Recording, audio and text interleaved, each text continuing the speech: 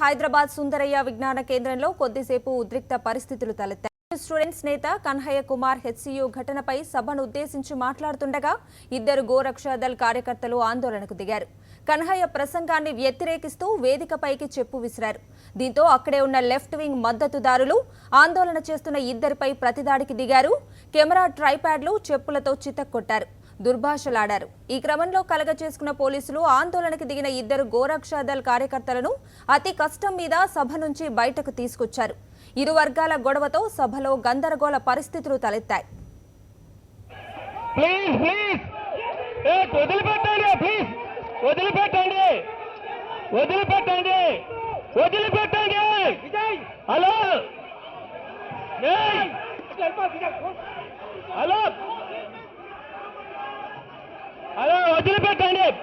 వదిలిపెట్టండి దయచేసి ఎవరు దయచేసి అందరూ కలిసి కదలండి.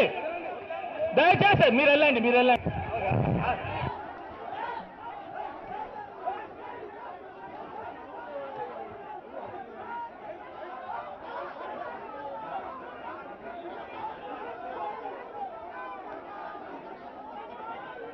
मत कहिए, छोड़ दीजिए, कुछ मत कहिए उनको कुछ मत कहिए. बैठ जाइए आप लोग बैठ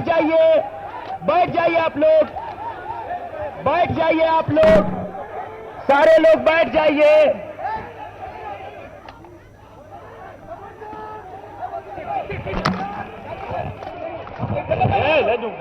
हेलो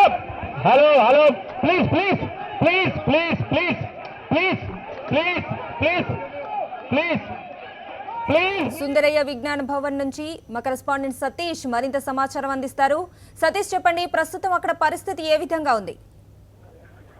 కవిత, ఇప్పుడే రాజ్యాంగ హక్కుల పరిరక్షణ సదస్సు సుందరయ్య విజ్ఞాన కేంద్రంలో హాల్లో జరుగుతుండగా కన్నయ్య కుమార్ ప్రసంగిస్తుండగా గోరక్షాదళ్ తెలంగాణ రాష్ట్ర అధ్యక్షుడు పవన్ కుమార్ అండ్ నరేష్ కుమార్ అనే ఇద్దరు యువకులు ఆ స్టేజ్ పైకి బూటు విసిరే ప్రయత్నం చేశారు. అయితే బూటు విసిరితే కన్నయ్యకు తగలేదు, కానీ అక్కడే ఉన్నటువంటి ఏఎస్ఎఫ్ విద్యార్థులు కానీ కన్నయ్య కుమార్ మద్దతుదారులు కానీ వారిద్దరిని విచక్షణ రహితంగా కొట్టారు.